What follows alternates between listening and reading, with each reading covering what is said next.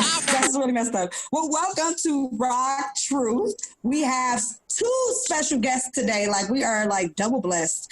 Two special guests we have with us today.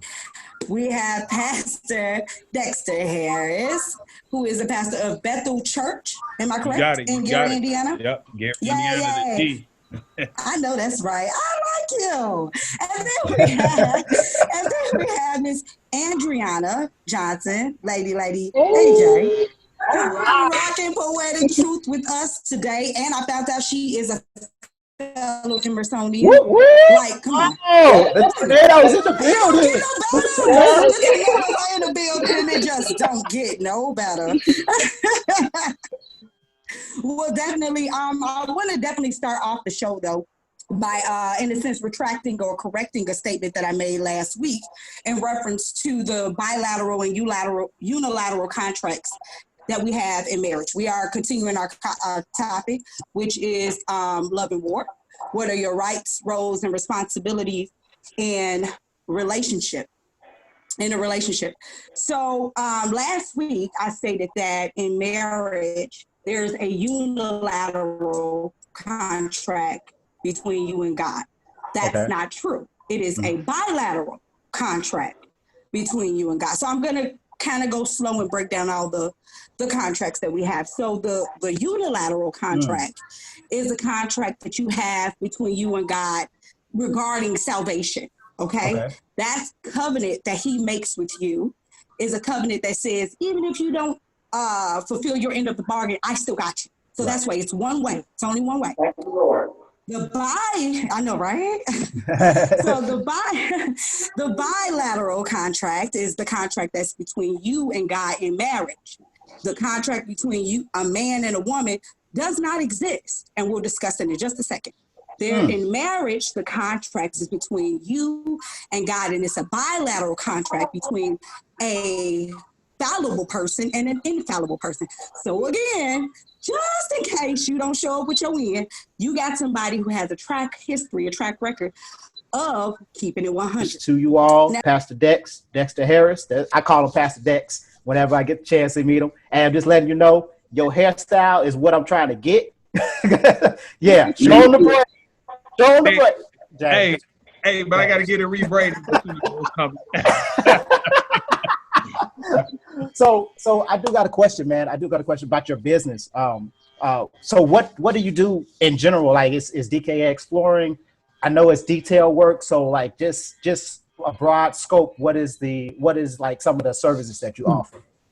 Yeah. So initially it started out just as a floor cleaning service where we did waxing, carpet cleaning, in addition to also upholstery as well.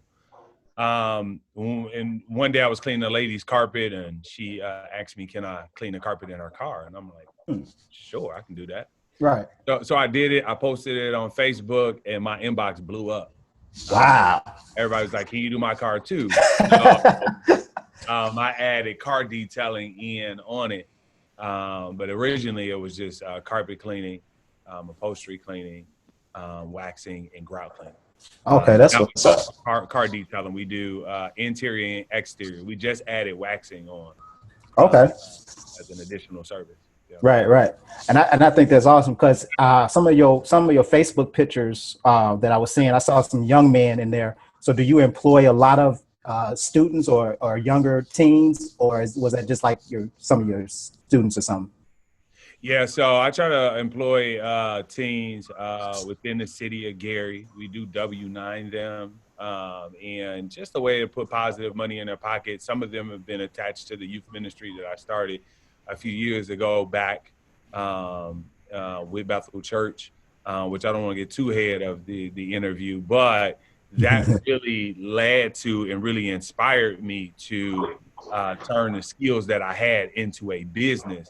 Okay. Because I wanted to create opportunities for young men to get jobs. I had connections to like get them interviews, but I also wanted to be able to say, no, I have the choice to hire you. Right. So you're doing good and I see you putting effort in, hey, I can give you a job. You're doing something great. And I always look at it like this. When you told me that you had your own business, I'm not gonna lie. The first thing I was like, okay, what is, because a lot of times pastors and or black men, we come up with these quick rich schemes. Like let me see how I can flip some money. Let me see how I can flip the church's money. Let me see what I can come up on. And so we come up with some random stuff. And I'm not lying. I got a brother right now. Oh my gosh, he be coming up with stuff, and I'd be like, dude, you first of all, you are a lover of God. How how can you call yourself a lover of God and you out here doing this, doing this shady stuff, some shady business, being a promoter or selling CDs or running an ice cream stand? Like that's not helping your community in any way. And here you are, you took something that's, for the most part, for me, out of the box. This is not a normal business to me. To me, a normal business would be a popsicle stand, right? I guess. But for you to be doing that, and then, like I said, you're employing the community and you're putting your best foot forward, I think that's a huge thing, man. And I commend you for it. Again, I think you're doing an awesome thing. And I mean, my hat's off to you, because I'm not there yet. I'm trying, but I ain't there yet.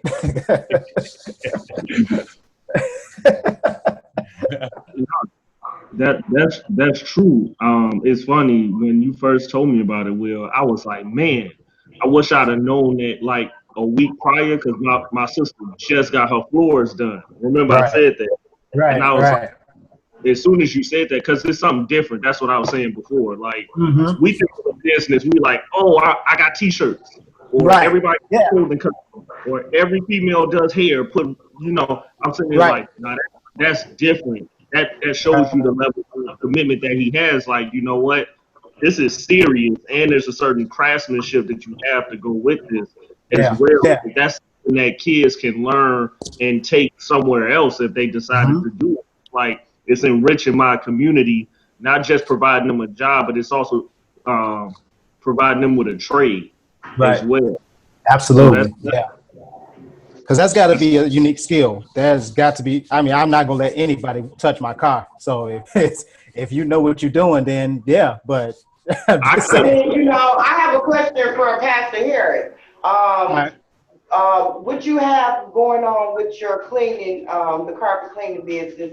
Is there a program that you're going to try to try to reach out to for the children? My whole thing is none of these children have anything to do to occupy their time. So, they look up to the wrong things. So, I mean, in the future, will you be having programs to mentally guide most of these boys out here to keep their time occupied, teaching them the skills and everything? Move. Yeah. So in addition to the thing that I do, the business, we on Friday nights at our church, we have a program called Epic. It's Friday nights, and it's anywhere between 30 to 60 young men that, in the building. Wow. And so where we do Bible study with them, we talk about life skill. We try to get men in our church to, tell their story and things like that. So there's an ongoing relationship going on. Also, our church started another 501c3, which is an after-school program called City Life Center. Kids are learning other skills. Like actually, Kim Berry, who's over the City Life Center, kids just got done writing business plans where they got seed money to start their own little business, DJing skills and mentoring skills. So, A, through our church, yes, we're doing that. B, we're also trying to partner because I believe I'm not the only one that God has given good dreams and good visions to. So, I got a wife, family in school as well. So I'm partnering with other people in the community as well and say, hey, what are you guys doing? And let's huddle around these young men and give them everything that we got so that they can be better than us and do more than us because they are our future. So hopefully that answers your question. But there's already a few things that we're already doing simultaneously alongside the business. Amen. Can you I don't know if you have any more details in reference to the program where they're teaching the musical skills. I think you said yeah, like DJing and things like that. Yeah.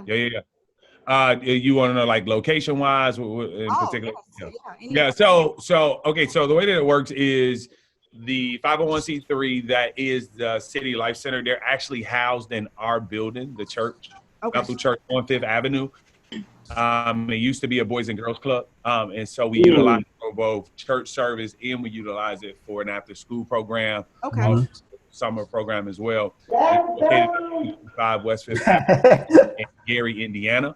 And so if you know mothers or fathers are interested in that, all they got to do is come up to that location, fill out an application, and get their kids enrolled. Obviously, it's been a little bit crazy with COVID-19, so we've been trying to be, super creative. Yeah. Right. Y'all have skip plays and stuff. Do y'all do skip plays and things up there? I didn't see that on the Gary local channel. Yeah, we have. That's really awesome. Like you guys are doing a lot. I was trying to like listen in while I was doing the behind the scenes work. But that's totally awesome. Like, so you're saying that, so are you based in different locations? Because you were saying in reference to Gary. Yeah, so the after school program, which is its own separate 501c3, I just want to be clear on that. We say that we are separate on paper, but one in heart is the way that we like to say it. They have multiple locations within the city of Gary. They try to house themselves inside of schools. In regards to the church has 5 different locations throughout Northwest Indiana. One is in Crown Point, one is in Cedar Lake, one is in Hobart Portage, one is in Gary, and one is in Highland. The Highland location is actually a Mandarin-speaking congregation, so it's a Chinese congregation. Wow. That's awesome. Didn't know that. Wow. Yeah. Who speaks Mandarin? Like, I'm not being funny. Like, you speak Mandarin? Obviously, people speak Mandarin. I know somebody that he took a class and he speaks it now. That's a foreign language in schools. I know it's been a minute, Mary, but that's a foreign language in schools. you know what? It is. So, Mary, I need Real you quick, to man, I'm not gonna lie to you. When I first met you, y'all gotta understand. When I first met Dex, I don't know if he remember.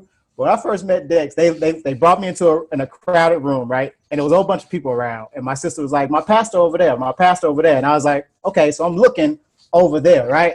And I see a bunch of people with suits on, a bunch of people, dressed up and whatnot. But then right in the middle of the crowd was this one dude with a white T-shirt on, black jeans, and Jordans, and his hair, doing, something weird. So I was like, okay, it ain't that dude, right?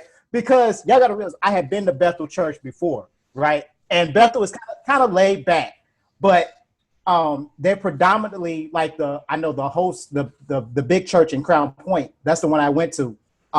It's a lot of Caucasians. Okay, I'm gonna say that. I'm gonna say it like that. I'm gonna be nice. You can say it, man. You can say it. It's a black show. Yeah, what you tell white people. White people. It's a bunch of white people. Right? You identify something or somebody. That's just how you do it. I don't know. Right, this is true, but I don't want to be rude. It's never mind. Okay. It's okay. It's okay for me to be rude. All right. So anyway, I had seen some of their pastors before. I even talked to some of their pastors before. I think I even spoke to what's the tall guy with the glasses? Dex. Steve. Yeah. I had spoke to him. And this was back in casual. Like I love the casual comfort, chill, relax, because it really ain't that serious. But go ahead. What? It was that serious to me, all right? Because it was big. You got to realize this was a big moment for me. Like I was introduced to him as Reverend Willie Joyner, right? Not to you, Dad. So I was introduced to your pastor, the other pastor, as Reverend. So that was big for me, right? And so I'm talking to him and everything, and he just put off a certain vibe. Like the entire church puts off a certain vibe. And so that's the same vibe that I was expecting when I met Dex, right? That's what my sister says, like, Dex, he over there. So I'm looking at him. I'm like, where's this dude at? Because everybody over there was putting off the same vibe that Crown Point was putting off, right? But not this dude. Because this dude standing in the middle of the crowd, he I think if I'm not mistaken, you was talking loud. you was making some point. But I said all that to say this. You have the exact opposite of what the stereotype of a pastor is. I love it. Exactly. Yep. I love it. Yep. You know, you do not fit that mold, and that's what is the most important thing and the most attractive thing about preachers in the gospel, in the truth, in the kingdom gospel. Yeah. Because when you're trying to fit in, that's when you have gone against what Christ is all about. Because Christ didn't come to fit in, right? I'm just saying. So Christ didn't come in. But I just wanted to express that to you. Like, how does that feel to be part of this group in such a way that you don't, I'm not saying you don't fit in, because I'm sure you do fit in where you fit in, but it's got to be times where you feel like the outside, right? Yeah. I think in feeling like the outside can be in, for various reasons, publicity and things like that in the larger context where I minister. But I think that when I understand the gospel correctly, I was just saying this in my sermon last week. I was Bruce Lee speaking of Mandarin or whatever. Okay. That classic black talking about water. He like you put water in the cup, it forms and blah blah blah. Yeah. But the essence of water never changes. Okay. And that's how I feel like the gospel. The gospel can go anywhere, can go into any place. It's still the gospel. Yes, sir. It takes shape. It can form without changing its essence. And so for me, I'm looking at Jesus. That's who I want to be like, right? Jesus is like this down-to-earth cat to me. That's how I read my Bible. Yeah. Where other people won't go. As you said, he never fed them. He wasn't trying to like fit in per se. He also wasn't trying to be a jerk neither. Right. And a lot of people think just because you're being different, you may be trying to be a jerk. And I don't want them to walk away from Christ because I'm being a jerk. I want them to walk away from Christ because they're walking away from Christ. But I think that for me, it's just like, I'm going to be who God created me to be, and I'm not going to be nothing else. That's dope. And as long as I'm loving God and I'm loving people, and this is the thing that I've learned. When people realize that you love them, they don't care if you're wearing a suit or not. Come on, dog. Come on, man. You know what I'm saying? And over time, what's going to win out is your character more than your uniform. Absolutely. So for me, you may judge me from a distance because I'm a cat with braids and J's on. But I always say, when you leave my church, it's going to be hard for any other pastor to outlove you the way that I loved you. Come on, man. And I'm not saying the way, being competitive, but to make an emphasis that love, loving people or whatever, it's that simple. Well, let me quickly say, hey, if you are watching today, please click like and subscribe. Click the like button and subscribe. Guys, we need to do that. Anything going around us locally? Locally on Thursdays, actually, they are giving away. They're having food giveaways every Thursday until August 28th. That's awesome. In the city of Gary. And let me pull that up real quick. Yeah, because I actually saw they were helping people with their NIPSCO as well. They posted in the Northwest Indiana community. Shout out to Northwest Indiana community. Woo, woo. They are so lit. What is it? Beyond Four Walls Christian Center out in Miller. They having free food giveaways starting at 11 a.m. They only have it's first come first serve, so it's 500 boxes. So every Thursday, anybody can go up there and get a free meal or what have you. And I ain't hear about no NIPSCO bill because ain't nobody helped me on mine, so I need to check in. All right, guys, if we move into our next half of the hour, we have our special guest who's been waiting in the wings with us. You could have just joined in and rock truth at any point in time if you felt like it, but you're definitely going to continue on rocking truth with us until the end.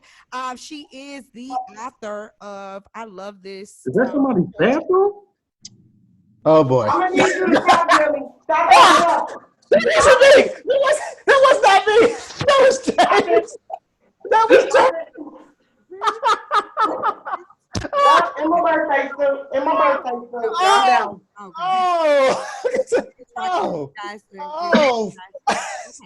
Pastor, I apologize. All right, guys. Normally, Pastor. I am I'm so sorry. I'm I sorry. tell you, it can go either way, and that's why we love it. That's why we love it. this is So true. let's bring us This is back true. in. So we have our special guest, guys, please. She is the author of a collection of poetry and spoken word. It is called Life Lessons by Lady AJ, Miss Andrianna Johnson. Welcome to the show, Miss Andrianna. Thank AJ. you. Thank you so much for having me. Real quick, I just wanted to say also, it's kind of funny how I end up being on this call with Pastor Dex, because the first time that I actually performed was at his church. Oh, Look at God. Yes. Real quick story. I know Pastor gotta go, but real quick story. So like in September, they had the social justice or social injustice, Poetic justice. poetic justice. Yes, poetic justice event, and I had no idea what it was about. I just saw poetic justice. Loved that movie, and I signed up for it, and I performed one of my poems there. It was completely off topic from what everybody else was talking about, but I was so glad to be right. there. And after the show, I got the chance to meet the people in the crowd. It was like a good vibe. And then someone walked up to me after the show, and they was like, "Oh, do you have a book?" And I said, "No, I never thought about that." And I'm like, maybe I'll write one. And so months later, now I have my book, and it's like everything Wow. is full circle. Yeah. Yeah. Yeah. Look at God. Awesome. Now you saved What's that up? story till now. Like I didn't know you. How old were you? How old were you when you first performed? Literally, that was in September of last year. So I just turned 22. So it Wow. hasn't even been a year yet. It hasn't Yeah. even been a year. And then also, this was the other story real quick. For New Year's Eve, I was at a gathering with Pastor Dex. He ended up being in the room as well for our mutual friend, Mr. Kim Berry. He had like one of those set your goals for the year. And it was in that room in December that I said, I'm going to write a book. That's my goal that I had to say out loud. Didn't even know I was going to say that. I could just Yeah. And so the fact that I'm here again, like everything is coming full circle. Yeah. So this is manifestation. I just wanted to say that you, to Lord. encourage anybody, Thank because you, that God. was like literally 7 months ago. Thank you, Lord. Right. Love it. And Number now I have. Are we gonna do that? Yes. Thank you. So before Pastor Dex leaves us, I would love for you to recite your poem for us. If you could set that up, the premise, what this is about, how it came about and stuff, and then if you would just rock poetic truth for us, please. Okay. This poem is entitled "The Foundation of a Nation." I literally just wrote this 3 weeks ago, so it's I was basically learning about things that are affecting the Black community, and it really began to take a toll on me. And the way that I, release those emotions is through my writing. So I don't want to give too much about it. I'm just going to go ahead and do it. So this is the foundation of a nation. Television telling lies. Truth is, abortion is the #1 killer of Black lives. 20 mil since 73. Over 70% of Planned Parenthood is planted in our community. Now tell me, I can't decide. Does that classify as genocide? Pro-choice is life denied. But how can we say Black Lives Matter with pride and backslide on Black crime? No marches for our children murdered by the stray bullet. No arrests made because no one wants to snitch. Hypocrites under the laws of hypocrisy, illusion of inclusivity, not realizing we're still in captivity. Minority communities filled with fast food, weapons, drugs, liquor stores, and poverty. And prison is the modern day slavery, all of which are instruments to destroy our families that build and sustain our nation. We protest and we riot to show our frustration, but the only solution is repentance and supplication. 1 Kings 8:46-50, the foundation of a nation. Yes! Whoo, that's a high fire. Yes! Yeah, that was deep. Yeah, that was nice. That was nice. That was awesome. Oh my gosh. Yes. I want to hear some more of her stuff. Thank you so much for having me. Stay tuned for what's to come. Greater. Moya, take us out of here. We live, we laugh, we true every Friday, y'all. Rock true, period. Nothing at all. You might as well get naked. Whoa, wait a minute. What?